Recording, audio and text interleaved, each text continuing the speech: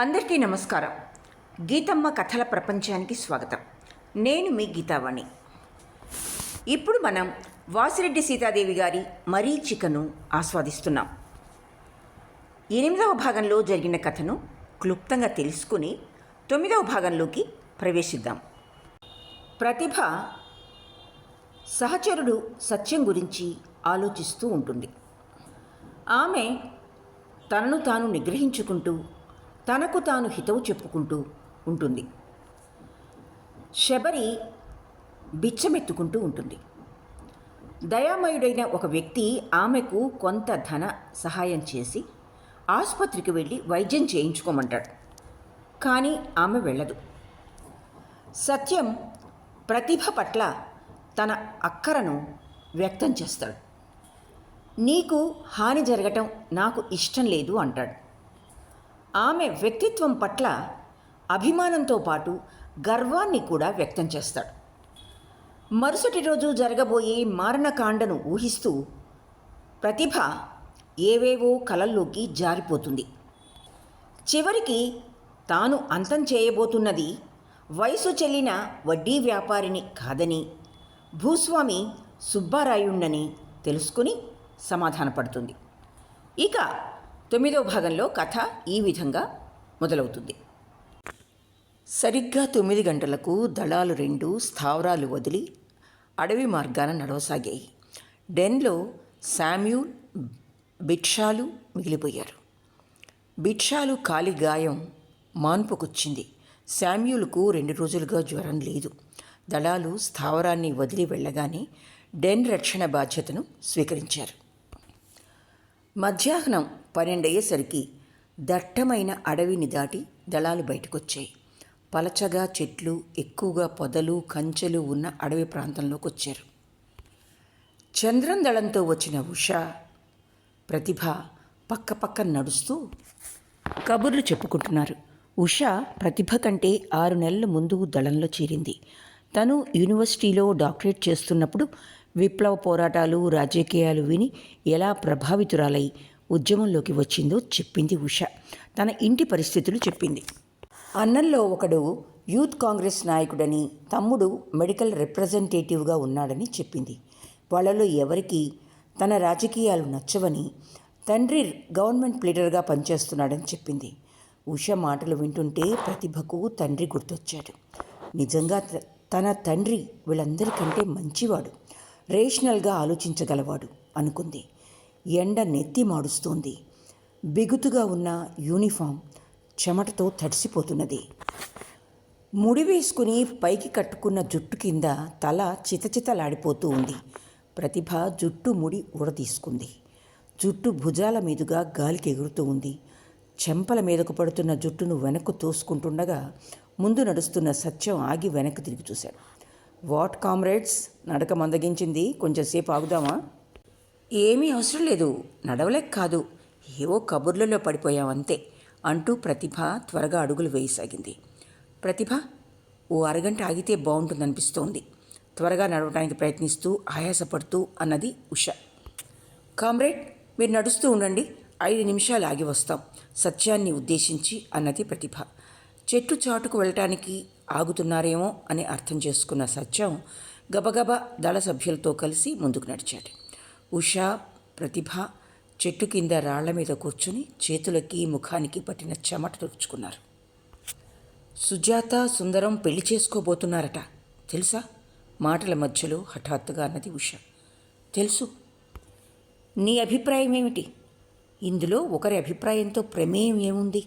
వాళ్ళిద్దరికీ ఇష్టమైంది, చేసుకుంటున్నారు ముక్తసరిగా అన్నది ప్రతిభ. విప్లవ జీవితంలో, అందులోనూ దళ జీవితంలో ఉంటూ పెళ్ళిళ్ళు చేసుకోవటం నాకు ఇష్టం లేదు. ఉష కంఠంలోని అసూయ, తృణీకార భావాన్ని పసిగట్టింది ప్రతిభ. ఓ క్షణం ఉష ముఖంలోకి లోతుగా చూసింది. ఎవరి ఇష్టం వాళ్ళది. దళ జీవితానికి ఆటంకం లేనంత వరకు మనం ఆమోదించడంలో తప్పేమీ లేదనుకుంటాను. సుందరం నీకు తెలుసా? చటుక్కున సంభాషణ మార్చింది ఉష. ప్రతిభ జుట్టు ముడి వేసుకుంటూ పక్కకు తిరిగి చూసింది. కామ్రేడ్ సుందరాన్ని 2 సార్లు చూశాను. మేధావి అనిపిస్తాడు. మేధావిలా అనిపించడమే కాదు, నిజంగా మేధావి. కావచ్చు. మేధావులకుండే కొన్ని అవలక్షణాలు అతనికి ఉన్నాయి, కసిగా అన్నది ఉష. ప్రతిభ ఆశ్చర్యంతో చివ్వున తల ఎత్తి చూసింది. కామ్రేడ్ సుందరంతో మీకు బాగా పరిచయం ఉందా? ప్రతిభ కంఠం ఏవో లోతుల్ని వెతుకుతున్నట్టు ధ్వనించింది. మా అనుబంధం పరిచయానికి మించిందే. మరి సుజాతం చేసుకుంటున్నాడే? ప్రతిభ సూటిగా అడిగింది. అన్నదే గాని వెంటనే అలా ఎందుకన్నానా అన్న ఆలోచనలో పడింది. అందుకే అతడిలో మేధావిలో ఉండే అవలక్షణాలన్నీ ఉన్నాయి అన్నాను.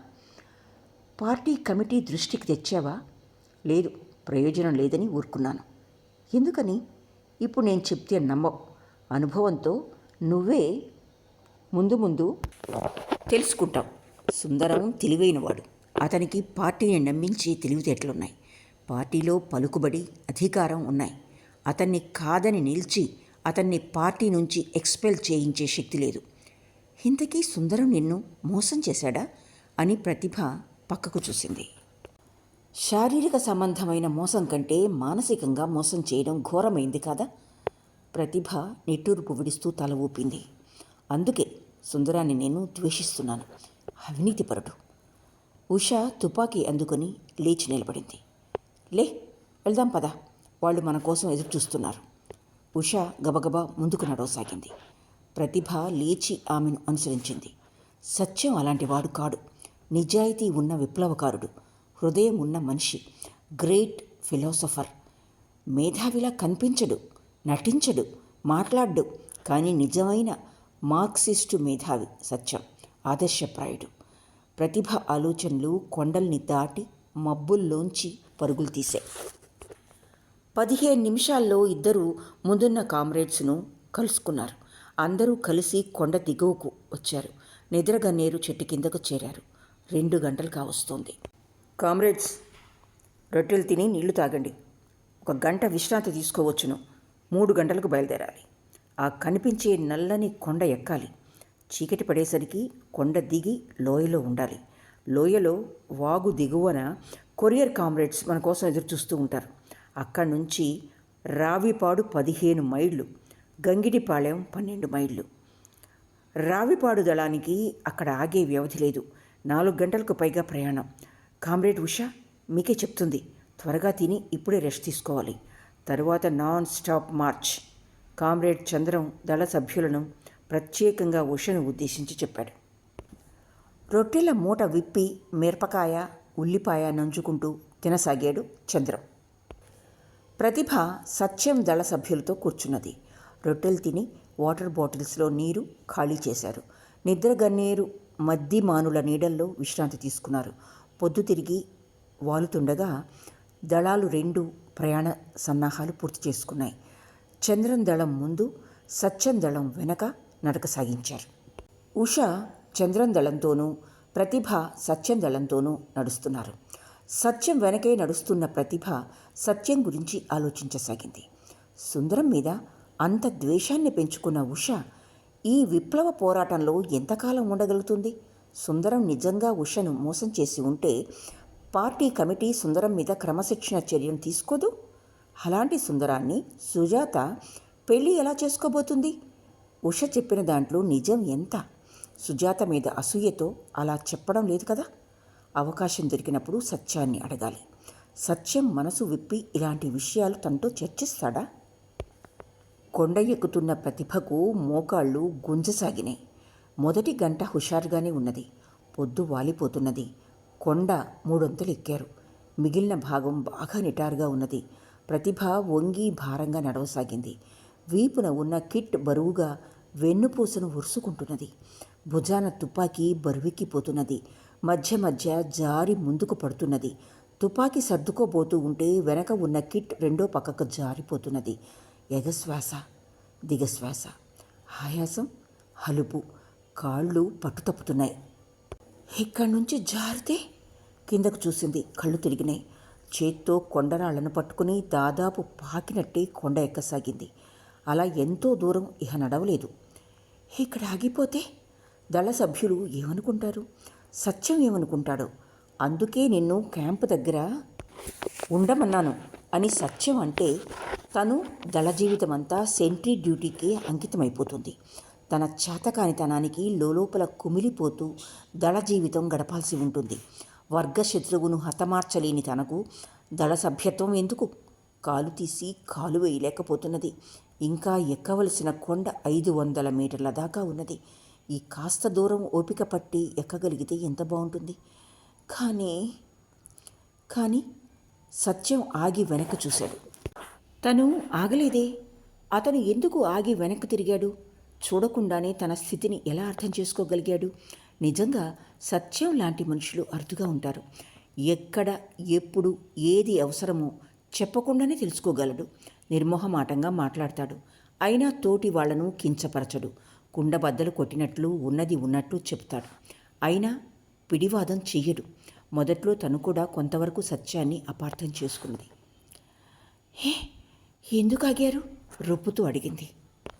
బూట్లో గులకరాయి దూరింది అంటూ సత్యం ప్రతిభ వంక చూడకుండానే చతికిలబడి కూర్చున్నాడు. బూటు ఊడ తీసుకోసాగాడు. ఏం కామ్రేడ్, నా కోసమైనా కొంచెం ఆగకూడదా అన్నాడు సత్యం. ఆ అవకాశం కోసమే ఎదురుచూస్తూ పళ్ళు బిగించి బింకంగా ముఖం పెట్టి ముందుకు పోవడానికి ప్రయత్నిస్తున్న ప్రతిభ ఠక్కున ఆగిపోయింది. కాళ్ళు చేరవేసి కూర్చుని గాలి పీల్చుకున్నది. సత్యం తన పరువు కాపాడాడు. ఏమైనా తను జారిపోయే ముందే ఆగే అవకాశం కలిగించిన సత్యానికి మనసులోని కృతజ్ఞతలు తెలుపుకున్నది. నిజంగా సత్యం అవసరమై ఆగాడా, లేక తన కోసం ఏదో వంకతో ఆగాడా? అంతా గ్యాస్. నాకు తెలుసు నువ్వెందుకు ఆగావో. నాకు ఎవ్వరి మెప్పుకోళ్ళు అవసరం లేదు. చిర్రుబుర్రులాడుతూ లేచి ముందుకు అడుగు వేసింది. ప్రతిభ చెయ్యి పట్టుకుని గుంజి కూర్చోబెట్టాడు సత్యం. కాసేపు కూర్చో. ఇలాగే వెళ్ళి కొండ దిగడానికి ప్రయత్నిస్తే దొర్లి కింద పడతావు. కొండ దిగడానికి కూడా కాళ్లల్లో బలం ఉండాలి. ముందు పడకుండా కాళ్లల్లో బలం ఉంటేనే నిలదొక్కుని నడవగలరు. ప్రతిభ మారు మాట్లాడకుండా సత్యం కేసి చూస్తూ కూర్చుంది. విప్లవ పోరాటంలో సత్యం నుంచి నేర్చుకోవాల్సినవి ఎన్నో ఉన్నాయి. వ్యూహం, ఎత్తుగడ, ఆచరణ, దళ జీవితంలో అనుసరించవలసిన నిబంధనలు మనసుకు హత్తుకుపోయేటట్టు ఆచరణతో బోధిస్తున్నాడు. సిసలైన విప్లవకారుడు, మేధావి సత్యం. చంద్రం దళం కొండపైకి చేరి ఆగింది. సత్యం దళంలోని వారు దాదాపు కొండపైకి చేరుకున్నారు. కామ్రేడ్, వాళ్ళు మన కోసం ఎదురు చూస్తున్నారు, వెళ్దామా అన్నది ప్రతిభ. ఓకే అంటూ సత్యం లేచాడు. ప్రతిభ కిట్ బ్యాగ్ తీసి సత్యం తన వీపు మీద వేసుకున్నాడు. ఆమె చేతిలోని తుపాకీ తీసుకుని రెండో భుజానికి తగిలించుకుని కొండ ఎక్కసాగాడు. బరువు లేకుండా పైకి ఎక్కడం తేలిగ్గానే అనిపించింది ప్రతిభకు. హుషారుగా సత్యం పక్కన నడవసాగింది. తన కిట్ బ్యాగు, గన్ సత్యం తీసుకుంటూ ఉంటే కాదనలేకపోయింది. మరే దళ సభ్యుడు తీసుకున్నా తను అవమానంగా భావించేది. కానీ సత్యం అలా చేయడం తనకేమీ చిన్నతనంగా అనిపించలేదు. ఎందుకని? సత్యం తనకు ఆత్మీయుడనా, దళ కమాండరనే? మరో అరగంటలో సత్యం, ప్రతిభ దళ సభ్యుల్ని కలుసుకున్నారు. అందరూ 10 నిమిషాలు ఆగి మళ్ళీ బయలుదేరారు. కొండ దిగువన ఉన్న లోయలో నీడలు పరుచుకుంటున్నాయి. కొండ వెనుక సూర్యుడు కుంగిపోతున్నాడు.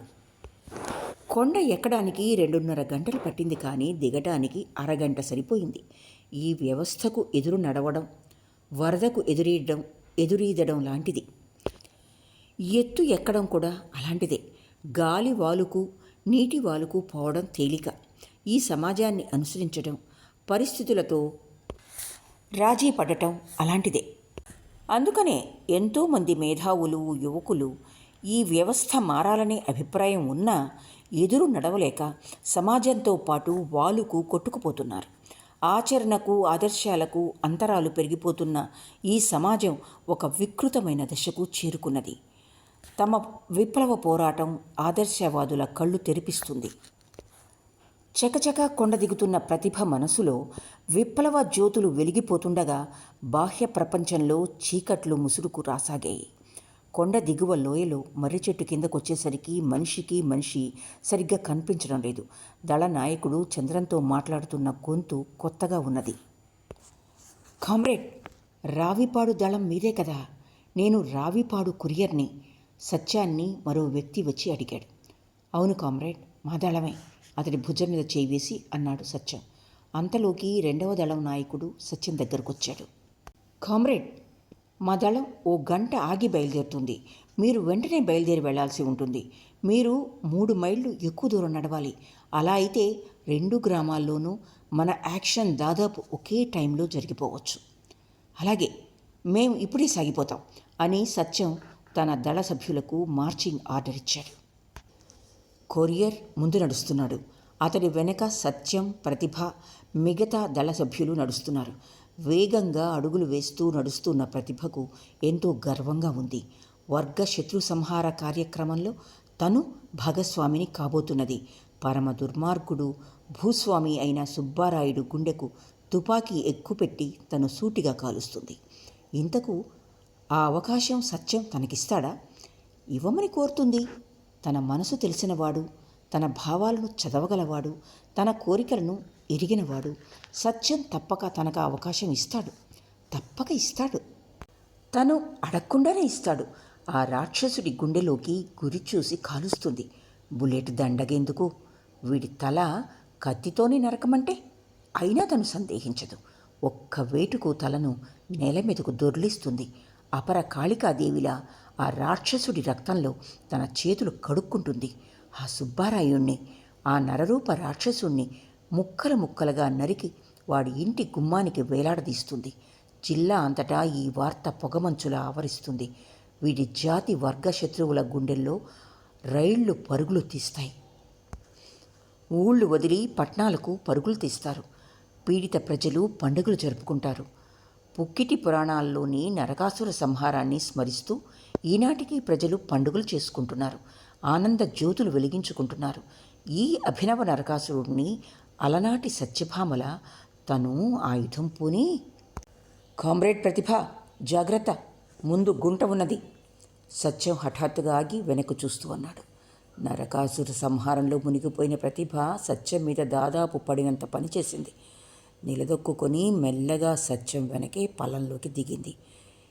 బిగిన 3 గంటలు నడిచాక దళం దోసచేలో ఉన్న మూటపావి దగ్గర ఆగింది. కొరియర్ బొక్కెనతో నీళ్లు తోడసాగాడు. దళ సభ్యులు వరుసగా కూర్చొని చల్లటి నీరు తాగారు.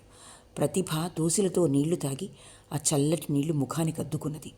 ప్రాణం లేచి వచ్చినట్టు అనిపించింది. కామ్రేడ్ దుర్గయ్య, రైతు అనుమతి లేకుండా మనం చేలో కాయలు ముట్టుకోకూడదు. సత్యం కంఠం తీవ్రంగా వినిపించింది. లేదు కామ్రేడ్, నేను కాయలు కొయ్యటం లేదు. కాయ ఏమాత్రం ఏపుగా పెరిగిందో చూస్తున్నాను. నాకు 2 ఎకరాల మెట్ట చేనుంది. అందులో ఓ 1/2 ఎకరం దోసలు వేస్తాం. పోయినేడు పువ్వు మాడి పిందె మీదే చేను రాలిపోయిందని మా నాన్న ఒకటే గోల పెట్టేశాడు. ఈ ఏడు కాపు బాగానే ఉన్నట్టుంది. చేలోంచి లేచి నిలబడ్డాడు దుర్గయ్య.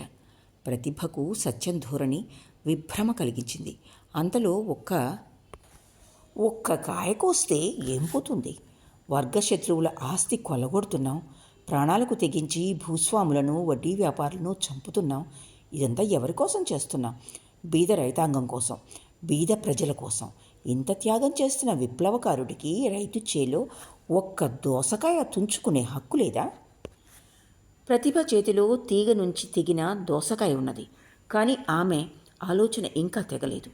చేతిలోని కాయ వదిలేసి ప్రతిభ లేచి నిలబడ్డది. తను చేసిన పని తప్ప? కామ్రేడ్, ఇది ధనిక భూస్వామి పొలం అయి ఉండొచ్చును కదా. అయినా సరే, సత్యం గంభీరంగా అన్నాడు. దోపిడీ చేసి సంపాదించిన ఆస్తులే కదా ఇవి. ప్రతిభ అభిమానం లోపల ఎక్కడో దెబ్బతిన్నది. భూస్వాములు పంటలు స్వాధీనం చేసుకోవాల్సింది భూమి లేని పేద రైతులు, కూలీలు, మనం కాదు. అయితే ఆ పెద్ద భూస్వామిని ప్రజలే చంపొచ్చుగా. వాళ్లే అతని ఆస్తిని స్వాధీనం చేసుకోవచ్చుగా. ప్రతిభ కంగారు పడిపోయింది. ఇంకా నయం, తను ఆ మాటలు పైకి అనలేదు. అంటే సత్యం నుంచి ఏం సమాధానం వస్తుందో వినాలని ఉంది. కానీ ఇది సమయం కాదు, సందర్భము కాదు. కొరియర్తో సహా దళ సభ్యులంతా ఉన్నారు. నాయకుడి ఆజ్ఞను శిరసా వహించడమే తన కర్తవ్యం. కామ్రేడ్, ఈ పొలం మా పెదనాన్నది. పర్వాలేదు, ముదిరిన కాయలు చూసి తినండి. కొరియర్ ప్రతిభ ముందుకొచ్చాడు. నాకు అవసరం లేదు, ఊరికే అడిగాను, విషయం తెలుసుకోవటానికి అంతే. పర్వాలేదు అంటూ కొరియర్ చేలోకి వంగాడు. కొరియర్ తీగలకున్న దోసకాయలు చేత్తో తడిమి చూడసాగాడు. దోసకాయ సంగతి దేవుడెరుగు. ప్రతిభకు పచ్చి వెలక్కాయ గుజ్జు గొంతుకు అడ్డుపడినట్టయింది. అతడు కాయలు వెతుకుతూ తను కోసి పడేసిన కాయ చూస్తాడేమో. చచ్చా, తనెంత తెలివి తక్కువ పనిచేసింది. దళ జీవితంలో పాటించాల్సిన క్రమశిక్షణలో ఇలాంటి చిన్న చిన్న విషయాలే కావచ్చు, ఇంకా ఎన్నున్నాయో. ఠక్కున చేన్లోకి వంగి దోసకాయ తీసుకున్నది. కామ్రేడ్, ఇదిగో నేనొకటి కోసుకున్నాను, మీరు కొయ్యొద్దు, అనవసరంగా వేస్ట్ అవుతాయి, దాదాపు అరిచినట్టే అన్నది. అలా పెద్దగా మాట్లాడకూడదని తనకు తెలుసు, అయినా ఏమిటి కంగారు? కొరియర్ పంచ నిండా దోసకాయలు కోసుకుని ప్రతిభ ముందుకొచ్చాడు. ఆమె చేతిలోని కాయ తీసుకుని కొరికి చూసి, ఇది పిందె, పైగా చేదు విషం అని దూరంగా విసిరేశాడు. చీకట్లో కళ్ళు చించుకొని కొరియర్ కేసు చూసింది. అది తీయగా ఉంటే తనకు తినమని ఇచ్చేవాడా? శ్రీరామచంద్రుడికి శబరి అలాగే పెట్టింది. అది అమోఘమైన ఆరాధన, ప్రేమ. అయితే ఇది మాత్రం ఎందుకు కాదు? అతడు కొరికిస్తే తను తినేదా? తన బాధ తప్పింది. చేదు విషం, చేదు విషం, ఏమిటిది? జీవితం చేదు విషం. దోసచేలో శ్రీశ్రీ ఏమిటి? ఎంకి పాటలు రాసిన నండూరి సుబ్బారావు. ఇందా 2 కాయలు తీసి ప్రతిభ చేతుల్లో ఉంచాడు. ప్రతిభ ఆలోచనలు తెగినాయి. మౌనంగా కాయలు అందుకున్నది. కామ్రేడ్స్, మీరంతా చావిట్లోకి రావాలి, సత్యం ఆజ్ఞాపించాడు. బావి పక్కనున్న చిన్న నెట్టాడి గొడ్ల చావట్లోకి అందరూ వచ్చి కూర్చున్నారు. కొరియర్ కోడిగుడ్డు లాంతరు బుడ్డి వెలిగించి మధ్యలో పెట్టాడు. కామ్రేడ్స్, ఇక్కడికి రావిపాడు సరిగ్గా 1/2 మైలుంది. చేలు దాటగానే కాలువ ఉంది. కాలువ పక్కన డొంక. ఆ డొంక తిన్నగా ఊరి పొలిమేరలోకి వెళ్తుంది. పోలేరమ్మ గుడి పక్కగా వెళ్లే కంకర్ రోడ్డు సుబ్బారాయుడి ఇంటి ముందుకు వెళ్తుంది. కామ్రేడ్, కొంచెం ఆగు. సత్యం ఓ తెల్ల కాగితం, పెన్సిల్ తీసి స్కెచ్ వేసుకోబోయాడు. ఇంటి చుట్టూ పెద్ద ప్రహరీ గోడ ఉన్నది. సింహద్వారానికి బలమైన పాతకాలపు తలుపులున్నాయి. కొరియర్ చెప్పుకుపోతున్నాడు. మనం తలుపులు తట్టితే ఏ అనుమానం లేకుండా తీస్తాడా? సత్యం ప్రశ్నించాడు. ఏమో చెప్పలేను, మామూలుగా అయితే జీతగాడు వచ్చి తీస్తాడు. సుబ్బారాయుడు తన మీద దాడి జరిగే ప్రమాదం ఉన్నదని అనుమానిస్తున్నాడా? అది ఖచ్చితంగా చెప్పలేను. గువ్వలపాలెం రైడ్ జరిగినప్పటి నుంచి ఈ ప్రాంతంలో భూస్వాములు గంగిర్లెత్తిపోయి ఉన్నారు. సుబ్బారాయుడి దగ్గర తుపాకీ ఉన్నదన్న సమాచారం కరెక్టే కదా? లైసెన్సు ఉన్నది ఒకటి, లైసెన్సు లేనిది మరొకటి కూడా ఉన్నదని నా అనుమానం. ఆధారం ఏమిటి? మీరు చూశారా?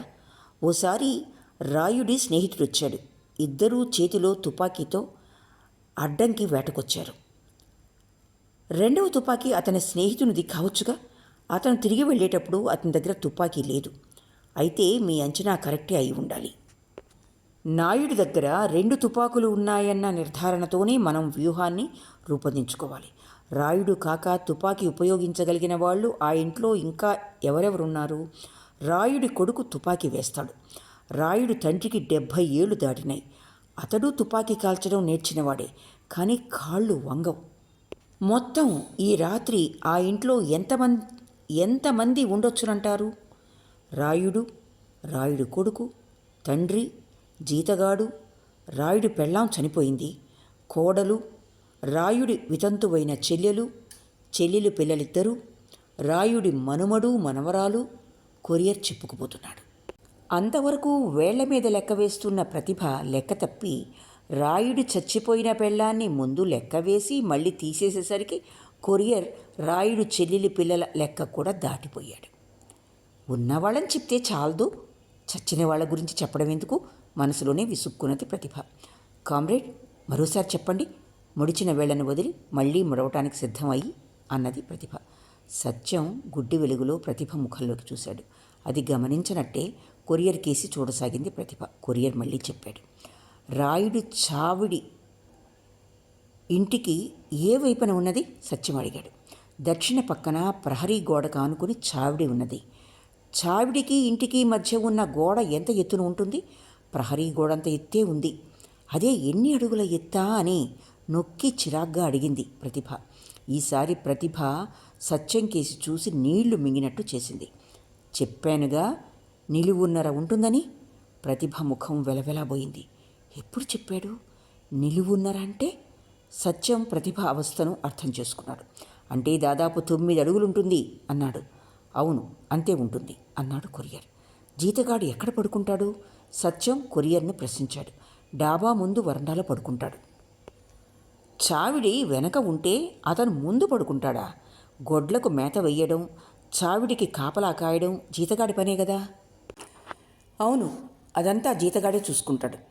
అయితే ముందు వరండాలో ఎందుకు పడుకుంటున్నట్టు? సత్యం సాలోచనగానే అన్నాడు. కొరియర్ ఆలోచనలో పడ్డాడు. మామూలుగా జీతగాడు చావిట్లోనే పడుకుంటాడు. వరండాలో పడుకుంటాడని ముందు చెప్పావుగా. ప్రతిభ పెద్ద పాయింట్ లేవదీసింది. అక్కడ ఇక్కడ కూడా పడుకుంటాడు. కొరియర్ అయోమయంలో పడిపోయాడు. కామ్రేడ్, ఇది నువ్వు సరిగ్గా గమనించినట్టు లేదు. మీరు చెప్పిన దాన్ని బట్టి నాకు తోచింది ఇది. లోగడ చావిట్లో పడుకునే జీతగాడు ఇప్పుడు వరండాలోకి మారాడంటే రాయుడు ఇంటికి కాపలా పెట్టుకున్నాడు కాబోలును. ఆ పరిస్థితుల్లో జీతగాడు తలుపు తీయడు. ముందు రాయుడికి తెలియజేస్తాడు. మొదటి నుంచి జీతగాడు వరండాలోనే పడుకుంటూ ఉంటే అతనే తలుపు తెరిచే అవకాశం ఉంది. సత్యం ఆగి కొరియర్ ముఖంలోకి చూసి, ఏమిటి కామ్రేడ్, మీరేదో చెప్పాలనుకుంటున్నట్టున్నారు అన్నాడు. జీతగాడి తండ్రి లోగడ చావిట్లో పడుకునేవాడు. మరి ఇప్పుడు అతడేమయ్యాడు? దళ సభ్యుడు పాండురంగం అన్నాడు. అంతగా మాట్లాడని పాండురంగం మాట్లాడేసరికి ప్రతిభ చివ్వున తల తిప్పి చూసింది. పాండురంగంలో ఓర్పు సన్నగిల్లిపోతున్నట్టు గ్రహించింది. కోడెదూడ రొమ్ములో పొడిచింది అంటే? ప్రతిభ అదుర్దాగా అడిగింది. రాయుడి దగ్గర మొనగాడైన కోడెదూడ ఉంది. అర్రు చేయటానికి కంప కడుతుంటే కుమ్మేసింది. దూడ చాలా పొగురుపోతుంది. అయితే? అసహనంగా అడిగింది ప్రతిభ. ఇంకా అయితే గీతే ఏంటమ్మా? నెత్తురు కక్కి 3వ నాటికి చచ్చాడు ముసలాడు. ఘోరం. రాయుడు మరి కాంపెన్సేషన్ ఇచ్చాడా? ప్రతిభ సీరియస్గా ముఖం పెట్టి అడిగింది. ఏమీ ఇవ్వల. మన వాళ్ళు ఈ సమస్య మీద ఉద్యమం లేవదీసి ఉండాల్సింది. రాయుడు మనుషుల్ని చంపి పాతేస్తే అడిగే దిక్కు లేదు. ఎద్దు పొడిచి చస్తే అడిగేదెవరమ్మా? రాయుడు తన పాపాలకు ఈ రాత్రి శిక్ష అనుభవించబోతున్నాడు. వాడి దౌర్జన్యానికి గురైన ప్రజలకు విముక్తి ప్రసాదించబోతున్నా. ఈ ఊళ్ళో రేపు పొడిచే సూర్యుడు. ప్రతిభ, ఇది ఉపన్యాసాలిచ్చే సమయం కాదు. సత్యం కేసి చూసి సిగ్గుపడింది ప్రతిభ. సత్యం కొరియర్ కేసు తిరిగి అడిగాడు. చావిడికి ఇంటికి మధ్య గుమ్మం ఉందా లేక పెండెం ఉందా?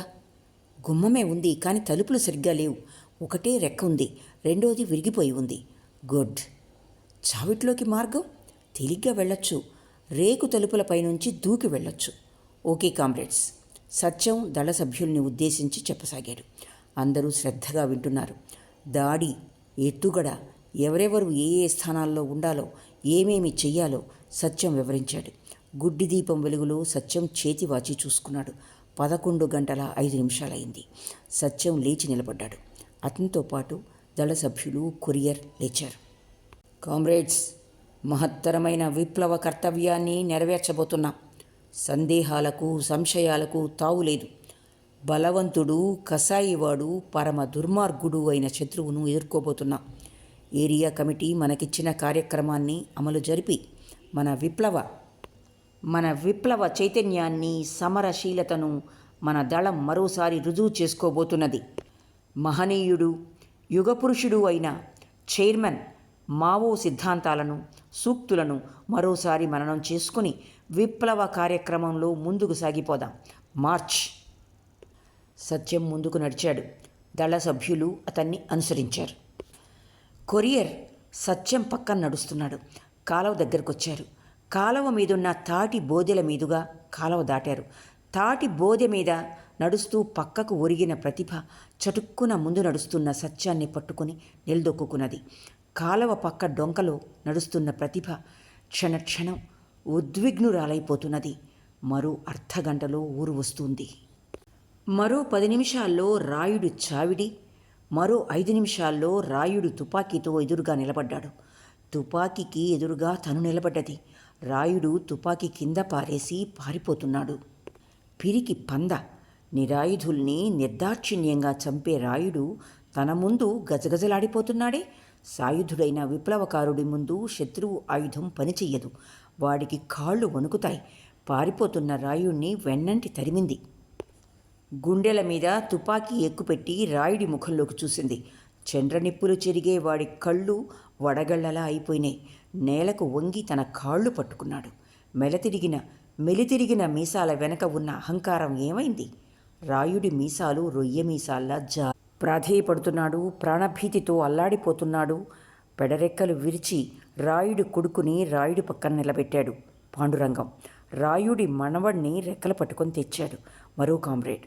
పిరికి పందా, లేచి నిలబడు, తను అరిచింది. అదిరిపడి లేచి నిలబడ్డాడు రాయుడు. తన చేతిలో తుపాకీ పేలింది. కుంభకర్ణుని కాయంలా రాయుడు కింద పడ్డాడు. తుపాకీ మళ్లీ పేలింది. రాయుడి కొడుకు రావణాసురుడి కొడుకు మేఘనాథుడిలా ఎగిరి నేలకూలాడు. ఇంకొకడున్నాడు, రుణశేషం, శత్రుశేషం. వాడుండకూడదు. ఏడీవాడు? ఎక్కడ ఆ బుడ్డోడు? శత్రు సంహారంలో దయాదాక్షిణ్యాలుండకూడదు. ఎదురుగా పసివాడు తన కళ్ళలోకే చూస్తున్నాడు. వాడి కళ్ళల్లో భయం లేదు. ఏదో తమాషా ఆట చూస్తున్నట్టు చూస్తున్నాడు. ఓ కాల్చా ఆంటీ. తన చేతిలో తుపాకీ జారిపోతూ ఉంది. వీడు పెరిగి పెద్దవాడై విప్లవకారుడవుతాడేమో. భూస్వామి కొడుకు విప్లవకారుడెలా అవుతాడు? వాడి వర్గ స్వభావం ఎలా మారుతుంది? విప్లవకారుల్లో భూస్వామి వర్గం నుంచి వచ్చిన వాళ్ళు లేరా? ఓ చూస్తావేమో ఆంటీ, కాల్చో. బాబు, నేను నిన్ను కాల్చలేను. చేతిలో తుపాకీ కింద జారింది. కాళ్ళు పట్టు తప్పినాయి. కామ్రేడ్ ప్రతిభ, ఏమిటిది? ముందు నుంచి దళనాయకుడి కంఠం గంభీరంగా పలికింది. ఏమీ లేదు, ఎదురు దెబ్బ. ప్రతిభ లేచి నిలబడింది. తుపాకీ తీసి భుజాన తగిలించుకుంది. ఎదురు దెబ్బ కాదు, మీ కాలికి తగిలింది కట్టు కొయ్య. పల్లెటూళ్లలో చెట్టు కింద గొడ్లను కట్టేయడానికి కట్టు కొయ్యలు పాతుకుంటారు. చూసి నడవాలి. ప్రతిభ వెనక నుంచి కామ్రేడ్ దుర్గయ్య మందలింపు. ఇదే రాయుడిల్లు. కొరియర్ గొంతు స్పష్టంగా ఉన్నది. దళ నాయకుడు సత్యంతో పాటు అందరూ నిలబడ్డారు. కామ్రేడ్ ప్రతిభ నిశ్చలంగా నిలబడింది. దళ నాయకుడి ఆజ్ఞ కోసం ఎదురుచూస్తూ నిలబడింది. ఇంకా వీధి దీపాలు వెలగలేదు. షాప్లోని షోకేసుల్లో ఉన్న దీపాలు వెలవెలా పోతూ వీధిలోకి చూస్తున్నాయి. యాబిట్స్ రోడ్డు కార్లు, ఆటోలు, రిక్షాలు, సైకిళ్లతో హడావిడిగా ఉంది. గండు చీమలు పుట్ట పగిలినట్టు పేవ్మెంట్ల మీద జనం బిలబిల్లాడుతున్నారు. కొందరు కొంపలేవో తగలబడిపోతున్నట్లు ఎదురొచ్చే వాళ్లకు డాష్ ఇస్తూ గబగబా నడుస్తున్నారు. కొందరు వెళ్లాల్సిన గమ్యం లేనట్టు, చేయాల్సిన పని అంతకన్నా లేనట్టు తాపీగా దిక్కులు చూస్తూ నడుస్తున్నారు. షాపుల్లో బట్టలు బేరం చేస్తున్న ఆడామగను కొందరు ఈర్ష్యగా, మరికొందరు కసిగా చూస్తున్నారు. కొందరు వారి అదృష్టానికి నిట్టూర్పులు విడుస్తున్నారు. దయాళ్ బట్టల షాపు నుంచి బయటకు వస్తున్న రంగారావు స్నేహితుడు జగ్గారావును చూసి ఆగిపోయాడు. హలో రంగా, ఏమిటి మరి అట్లా అయిపోయావు? నేను నిన్ను చూసి 6 నెలలైంది కదూ. 10 ఏళ్ళు పైబడ్డట్టు ఒక్కసారి వృద్ధాప్యం ముంచుకొచ్చిందే అన్నాడు షాప్ ముందున్న పేవ్మెంట్ మీద ఓ పక్కగా నిల్చొని జగ్గారావు. రంగారావు పేలవంగా నవ్వాడు. ఆ నవ్వు జగ్గారావుకి సమాధానం కూడా ఇచ్చింది. ఏదో జరిగిపోయింది. పోయిన వాళ్ళతో పాటు ఉన్న వాళ్ళం పోలేం కదా, మరి ఇంత ఇదైపోతే ఎట్లా? రంగారావు పెదవుల మీద విరిగిన పాలలాంటి చిరునవ్వు రేఖ కదిలింది. నీ బాధ నాకు తెలుసు, చెప్పడం తేలికేననుకో, అపరాధం చేసినట్టు అన్నాడు జగ్గారావు. ఈ అమ్మాయి అంటూ రంగారావు పక్కనే చేతిలో అట్టపెట్టెలు పట్టుకొని అధునాతన వేషంలో నిల్చున్న యువతి కేసు చూస్తూ ఆగిపోయాడు జగ్గారావు. ఉషారాణి, మా ఆవిడ తమ్ముడి కూతురు. Sir, 1 rupee. అలాగా, మీ దగ్గరే ఉంటున్నదా ఆ అమ్మాయి? Sir, 1 rupee. దూరంగా నిలబడు. నా మేనకోడలు అని చెప్పకుండా మా ఆవిడ తమ్ముడు కూతురని చెప్పినందుకు అసలే చిరాగ్గా ఉన్న ఉషారాణి కసురుకుంది. అవును, శబరి పోయినప్పటి నుంచి మా దగ్గరే ఉంటూ ఉంది. యూనివర్సిటీలో ఫిలాసఫీ ఎంఏ చేస్తోంది అన్నాడు రంగారావు. Sir, 1 rupee. వీధి లైట్లు వెలిగాయి. వీధంతా రణగొణ ధ్వనులతో అలజడిగా ఉంది. మీ ఆవిడ? Sir, 1 rupee. నీకే చెప్తోంది, దూరంగా నిలబడు అంటూ ఉషారాణి ముక్కుకు కర్చీఫ్ అడ్డు పెట్టుకున్నది. ఈ బిచ్చగాళ్ల బెడద ఈ మధ్య మరీ ఎక్కువైంది. రూపాయి కావాలంట. ఘరానా బిచ్చగాళ్ళు కూడా బయలుదేరారు. పోవతలకి కస్సుమన్నాడు జగ్గారావు. రంగారావు జేబులో చేయి పెట్టి రూపాయి నోటు తీసి వెనక్కి తిరిగి బిచ్చగత్తెకి అందించాడు. అత్తయ్య కాదు, మతిపోయింది, మావయ్యకే. లేకపోతే బిచ్చగత్తె అడగగానే రూపాయి ఇవ్వడం ఏమిటి? మనసులోనే విసుక్కున్నది ఉష. రంగారావు చేతి నుంచి రూపాయి అందుకుంటూ కృతజ్ఞతతో ముఖంలోకి చూసింది. చూస్తూనే ఉండిపోయింది. ఏదో అనబోయింది. పెదవులు కదిలాయి, మాటలు పెగల్లేదు. రంగారావు అదేమీ గమనించలేదు. నీలాంటి వాళ్లే వీళ్లను ఇలా సోమరిపోతుల్లా తయారు చేస్తున్నారు. అడుక్కునే ముండ రూపాయి అడగటం ఏమిటి? నువ్వు అడిగిందే చాలని ఇవ్వడం ఏమిటి? రంగారావు స్నేహితునికి సమాధానం ఇవ్వలేదు. చిరునవ్వు నవ్వాడు. బిచ్చగత్తె గిర్రున తిరిగింది. అది అడుక్కు తినే మనిషి కాదు, హిప్పీ అన్నది ఉషారాణి. రంగారావు వీపు మీద ఎవరో చెల్లున చరిచినట్లు గిర్రున తల తిప్పి చూశాడు. 10 గజాల దూరంలో వెళ్ళిపోతున్న హిప్పీని చూశాడు. చూస్తూనే ఉండిపోయాడు. ఆ అమ్మాయి కుంటుతూ నడుస్తున్నది. చిరిగిపోయిన ప్యాంటును మోకాళ్ళ దగ్గర మడిచింది. పాదాలకు గుడ్డపీలికలు చుట్టున్నాయి. కాళ్ళు ఉబ్బి ఉన్నట్టు కనిపిస్తున్నాయి. బ్రౌన్ కలర్ బుషర్ట్ వేసుకుంది. మురికి ఓడుతూ ఉంది. ఆ పిల్ల మలుపు తిరిగి యాబిట్స్ జంక్షన్ వైపు తిరిగింది. ఆ నడక, ఆ ఎత్తు, హిప్పీ. నో కాదు, కాకూడదు. రంగారావు లోపల ఎవరో అరిచారు. రంగారావు చెవులు దిబ్బెళ్ళు వేశాయి. కళ్ళ ముందు చీకటి తెరలు ముసురుకున్నాయి. చటుక్కున స్నేహితుడి భుజం మీద చేయి వేసి గుచ్చి పట్టుకుని తేలిపోతున్న కాళ్లను భూమి మీద బలంగా నిలపటానికి సతమతమైపోతున్నాడు రంగారావు. రంగా, ఏమైంది? ఏమిటిలా వణికిపోతున్నావు? జగ్గారావు గాభరా పడిపోతూ అడిగాడు. అంకుల్, ఏమైంది?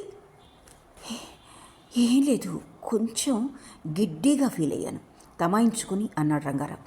డాక్టర్ దగ్గరికి వెళ్దామా? అదుర్దాగా అడిగాడు రంగారావు స్నేహితుడు. ఐఎమ్ ఆల్ రైట్, స్నేహితుడి భుజం మీద చేయి వేసి అన్నాడు రంగారావు. గుండెలో నొప్పిగా ఉందా? సంవత్సరం నుంచి గుండెలో నొప్పిగానే ఉంది అనాలనుకున్నాడు రంగారావు. లేదు అన్నాడు. అయినా ఒకసారి డాక్టర్ దగ్గరికి వెళ్తే మంచిదేగా. ఇంకా నాకు మంచి ఏమిటి అనుకున్నాడు రంగారావు. అబ్బే, అక్కర్లేదు పేలవంగా నవ్వాడు. కీచుమంటూ బస్ ఆగిన చప్పుడు, అంతలోనే జనం కేకలు వినిపించాయి.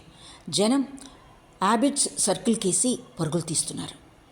పరిగెత్తే ప్రతివాడు పక్కవాడిని వాడు తనలాగే అప్పుడే వెళ్తున్నాడని తెలిసినా ఏమైంది అని అడుగుతున్నారు. రంగారావు స్నేహితుడి ముఖంలోకి అయోమయంగా చూశాడు. ఏదో యాక్సిడెంట్ అయినట్టుంది. ఈ మధ్య హైదరాబాదులో రోజుకు 1-2 యాక్సిడెంట్స్ అవుతూనే ఉన్నాయి. ఏమి నాగరికతో ఏమిటో. జీవితం దినదిన గండం 100 ఆయుష్లా ఉంది. మరీ లారీల వాళ్ళు, ఆటోల వాళ్ళు ఒళ్ళు పై తెలియకుండా డ్రైవ్ చేస్తారు. స్నేహితుడు చెప్తున్నది ఒకటి, రంగారావు బుర్రలోకి దూరటం లేదు. అంకుల్, ఏమైందో వెళ్ళి చూద్దామా? కుతూహలంగా అన్నది ఉషారాణి. ఏం చూస్తామమ్మా, రక్తం అడుగులో పడి ఉన్న వాళ్ళని చూడాల్సి వస్తుంది. ఆ తర్వాత అన్నం సహించదు, కంటి మీదికి కొనుకు రాదు. అవును రంగా, నీ భార్యకి ఎలా ఉందో మాట మరుస్తూ అన్నాడు జగ్గారావు. ఏం చెప్పమంటావు? ఇంప్రూవ్మెంట్ లేదా? Poor lady. లేదు జగ్గు, అది అలా ఉండటమే మంచిది. నాకంటే ఆమె అదృష్టవంతురాలు. జగ్గారావు రంగారావు కళ్ళలోకి చూశాడు. ఆమె తన బిడ్డ ఇంకా బతికే ఉన్నట్టు భావిస్తోంది. ఉషను శబరి అనుకుంటూ ఉన్నది. అందుకే ఉషను మా దగ్గరే ఉంచేశాను. ఉష ముఖం ముడుచుకుంది. ఏమైంది? ఆర్టీసీ బస్ కింద పడి హిప్పీ చచ్చి. రంగారావుకు ఆ పై సంభాషణ వినిపించలేదు. ఆర్టీసీ బస్ కింద పడి హిప్పీ చచ్చిపోయిందా? తనకు తనే చెప్పుకుంటున్నట్లు గొణిగాడు రంగారావు. మరుక్షణంలో పరుగులాంటి నడకతో యాబిట్స్ సర్కిల్ కేసి నడుస్తున్న రంగారావును జగ్గారావు, ఉష ఒక్క క్షణం స్థాణుగుల్లా నిలబడి చూశారు. నువ్వు కారులో కూర్చోమ్మా, ఉషకు చెప్పి జగ్గారావు గబగబా రంగారావు వెనకే వెళ్ళాడు. ఉష విసుగ్గా కారు దగ్గరికి నడిచింది.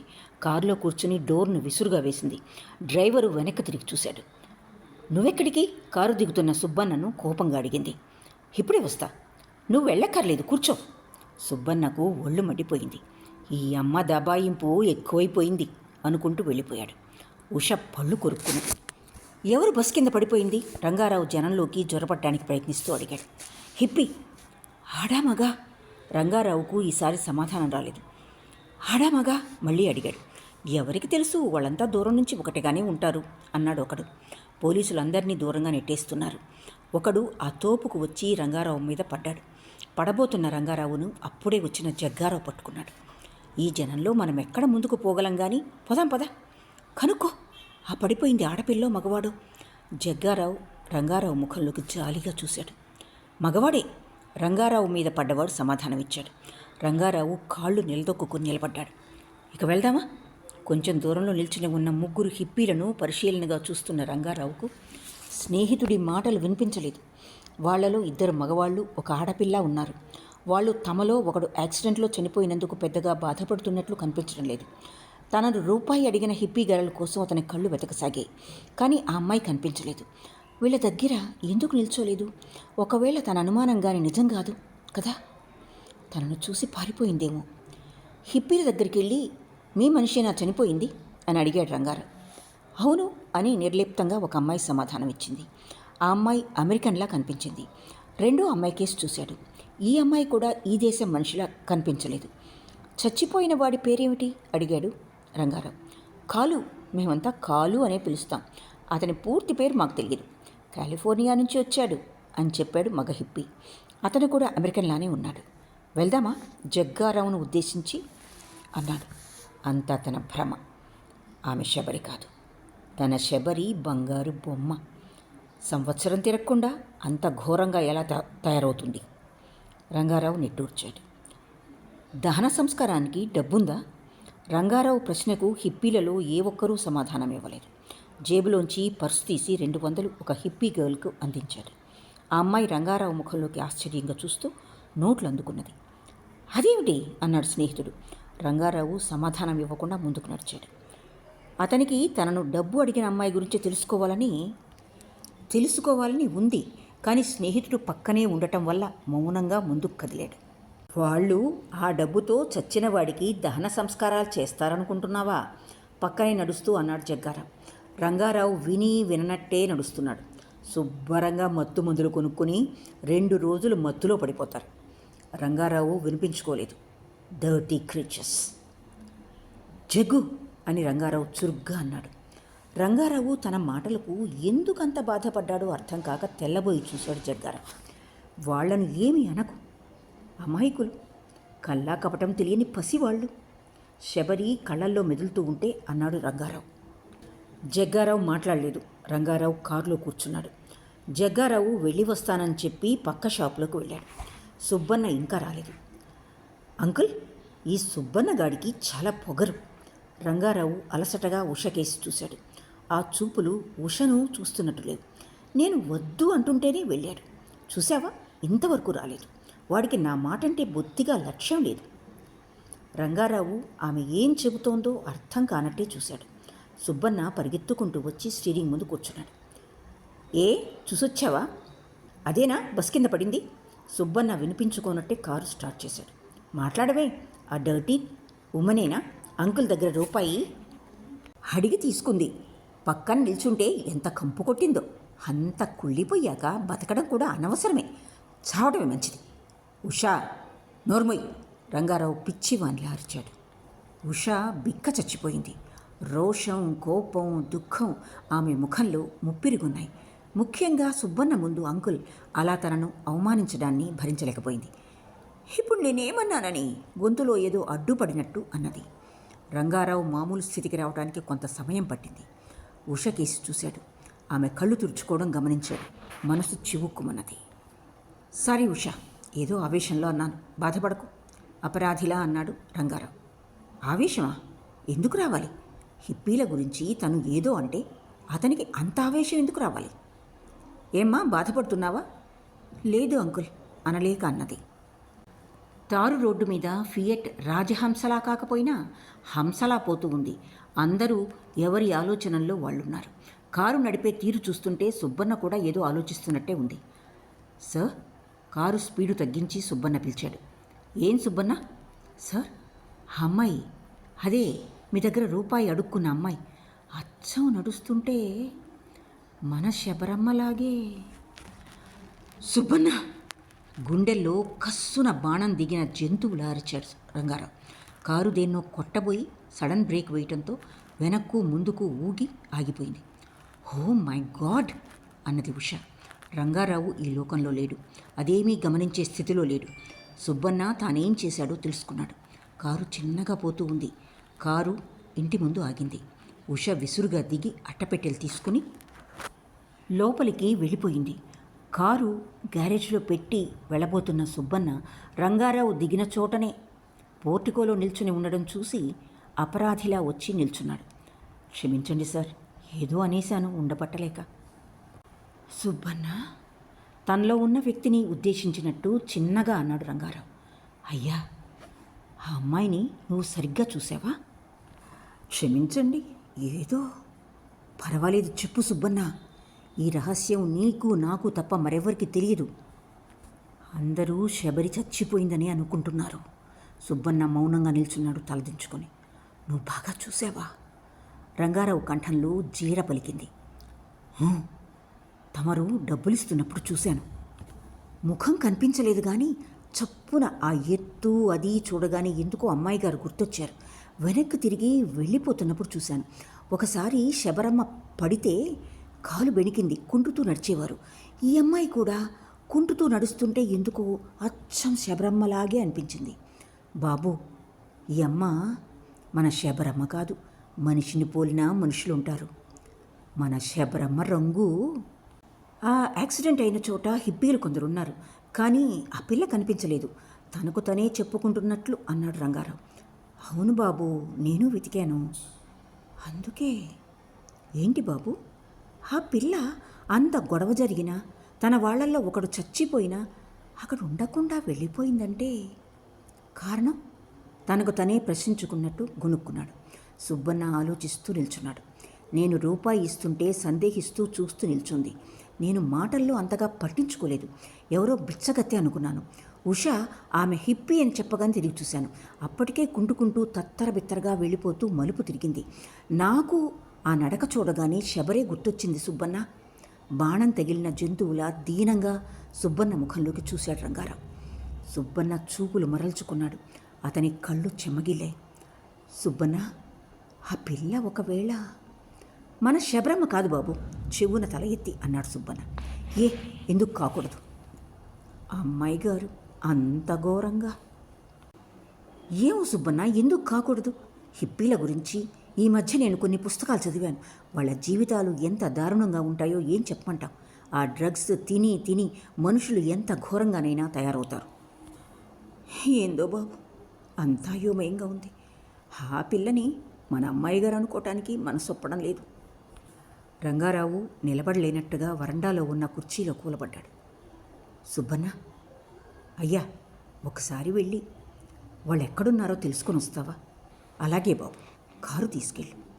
అయ్యా, ఆ పిల్ల కనిపిస్తే పలకరించి చూడు. ఒకవేళ ఆ పైకి మాటలు పెగల్లేదు. ఒకవేళ ఆ బిడ్డ తన బిడ్డ అయితే ఏం చెయ్యాలి? ఆ రూపంలో ఉన్న ఆ పిల్లను అలాగే తన ఇంటికి తీసుకొస్తే అందరూ చూసి ఏమనుకుంటారు? నో, అంతా తన భ్రమ. ఆ పిల్ల శబరి కాదు. శబరి అయితే తనను చూసి అలా వెళ్ళిపోదు. శబరి కాకపోతే మరెందుకు పారిపోయింది? ఆ పిల్ల శబరే, ముమ్మాటికి తన బిడ్డే. తను ఒకసారి కళ్ళారా చూసి మనసారా ఏడవాలి. అంతేనా? ఆ తర్వాత శబరిని అలా వదిలేసి వచ్చేస్తాడా? అలా చెయ్యగలడా? తీసుకొచ్చి ఏం చెయ్యాలి? 10 మందికి ఏమని చెప్పాలి? అంత తీసుకొచ్చినా ఉంటుందని నమ్మకం ఏమిటి? మళ్ళీ పారిపోతే తను తల ఎత్తుకుని తిరగలడా? ఇప్పుడైతే అందరూ చచ్చిపోయిందని అనుకుంటున్నారు, సానుభూతి చూపిస్తున్నారు. సంవత్సరం రోజులు ఎక్కడెక్కడో తిరిగిన ఆడపిల్లను ఇంటికి తెచ్చిపెట్టుకుంటే తన పరువు ఏం కావాలి? పరువు, ప్రతిష్ట. తన రక్త మాంసాలు పంచుకుని పుట్టిన బిడ్డ కంటే అవి విలువైనవా? నోనో, తనకు అవేవీ అక్కర్లేదు. తన బిడ్డ కావాలి. తిన్నగా ఇంటికి తీసుకురాకుండా ఏ నర్సింగ్ హోంలోనూ చేర్పించాలి. ఆరోగ్యం బాగుపడేసరికి తను ఏ బొంబాయికో కాపురం ఎత్తేయాలి. కొత్త వాతావరణంలో కొత్త వాళ్ల మధ్య కొత్త జీవితం ప్రారంభించాలి. శబరికి కొత్త జీవితాన్ని ఇవ్వాలి. తన బిడ్డ అష్టైశ్వర్యాలు అనుభవించవలసిన శబరి కాలు కింద పెడితే కందిపోతుందేమో అన్నంత గారాబంతో పెరిగిన శబరి కాళ్లకు చెప్పులు లేకుండా, ఒంటి నిండా బట్టలు లేకుండా, అనారోగ్యంతో కుంగిపోతూ బజారు పట్టుకుని తిరుగుతోందా? ఒకనాడు 100 రూపాయల నోటును ఎడంచేత్తో బిచ్చం విసిరిన శబరి రోడ్లంటా ప్రతివాడి ముందు చెయ్యి చాపుతూ పైసలు అడుక్కుంటూ బతుకుతోందా? తన బిడ్డ తనని చెయ్యి చాచి బిచ్చం అడగడమా? ఓ భగవాన్, ఇంకా నేను ఆలోచించగల స్థితిలోనే ఉన్నానా? తల 2 చేతులతో పట్టుకుని పైకి అనేశాడు. సార్, రంగారావు సుబ్బన్నకేసి పిచ్చి చూపులు చూశాడు. సుబ్బన్న, అయ్యా వెళ్ళొస్తావా? అలాగే, ఆగు. సుబ్బన్న ఆగాడు. ఒకవేళ ఆ పిల్ల శబరి అయితే ఏం చేస్తావు? సుబ్బన్న తలగోక్కుంటూ నిల్చున్నాడు. నేను రమ్మంటే అమ్మాయి గారు వస్తారో లేదో. అవును, అంతేకాదు, నువ్వు మళ్ళీ వచ్చి వార్త అందించేలోపు పారిపోతే నేను వస్తాను పద అంటూ రంగారావు లేచి నిల్చున్నాడు. తిరిగి హిప్పీల స్థావరం చేరుకునేసరికి అర్ధరాత్రి అయింది. 3 ఆడవాళ్ళు, 5 మగవాళ్ళు అడ్డదిడ్డంగా పడి ఉన్నారు. దాదాపు అందరూ మత్తులోనే ఉన్నారు. సాయంకాలం కనిపించిన పిల్ల అక్కడ వాళ్ళ మధ్య లేదు. ఎవరూ సరిగ్గా సమాధానం చెప్పటం లేదు. అందరూ మత్తుగా పడి ఉన్నారు. శబరి వరించింది ఈ నరకాన్నే, ఇంత మురికి జీవితాన్నే. ఓ బేబీయా?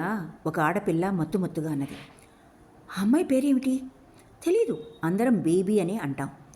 బేబీ విలియమ్స్తో వెళ్ళిపోయిందా? ఎక్కడికి? ఏమో, ఇక ఈ రాత్రికి రాదు. వాళ్ళు ఎక్కడ ట్రిప్లో పడి ఉన్నారో. ట్రిప్పా అంటే? అదే LSD ట్రిప్పు. రంగారావు నిట్టూర్పు విడిచాడు. ఆ అమ్మాయిది ఏ దేశం? ఈ దేశం. ఏ ప్రాంతం? తెలియదు. ఏ భాష? తెలియదు. మరి మీకు తెలిసిందేమిటి? కలిసి ఉంటున్నారు, పక్క మనిషి ఊరు పేరు కూడా తెలీదా? కోపంగా అన్నాడు రంగారావు. ఆ పిల్ల కొంచెం బెదిరినట్టయింది. నిజంగానే తెలియదు. మేము ఒకరి గురించి మరొకరు తెలుసుకోవటానికి ప్రయత్నించాం. మేము హిప్పీలం, అంతే. మాకు ఒకరిని గురించి ఒకరికి తెలిసింది. మా దేశం ప్రపంచం, మాదంతా ఒకే జాతి, అంతే. అదే మాకు తెలుసు. ఇంకా వాళ్లను ప్రశ్నించి లాభం లేదని గ్రహించాడు రంగారావు. మానసికంగా, శారీరకంగా అలసిపోయి రాత్రి 2 గంటలకు రంగారావు ఇంటికి చేరాడు. సుబ్బన్న కారు దిగి తిరిగి వచ్చి రంగారావు కూర్చున్న వైపు కారు డోర్ తెరిచాడు. సుబ్బన్న, ఉదయం 5 గంటలకల్లా రాగలవా? వస్తాను సార్ అంటూ సైకిల్ ఎక్కి వెళ్ళిపోయాడు. రంగారావు లోపలికి వెళ్ళేసరికి దిండు మీద టెలిగ్రామ్ కవరు కనిపించింది. ఆతృతగా విప్పి చదివాడు. Damayanti expired, start immediately. Oh my god అంటూ మంచానికి అడ్డం పడ్డాడు. దమయంతి చచ్చిపోయిందా? తన ఒక్కగానొక్క చెల్లెలు చచ్చిపోయిందా? ఏమైంది? ఉదయం బండికే బయలుదేరి వెళ్ళాలి. ఇక్కడ శబరిని వెతకడం ఎలా? సుబ్బన్నకు ఆ బాధ్యత అప్పగిస్తే లాభం లేదు. ఆ రూపంతో సుబ్బన్నతో ఇంటికి వస్తుందా? పారిపోతుందేమో. తను వెంటనే తిరిగి వచ్చేయాలి. దమయంతి చచ్చిపోయింది. శబరి కూడా చచ్చిపోతుందేమో. ఆ పిల్ల శబరి కాదు, కాకూడదు, కారాదు. శబరి చచ్చిపోయింది. రంగారావు తలలో రక్తనాళాలు చిట్లడానికి సిద్ధంగా ఉన్నాయి. ఇక్కడితో వాసిరెడ్డి సీతాదేవి గారి మరీచిక 9వ భాగం పూర్తి అయింది. ఆలకించినందుకు ధన్యవాదాలు.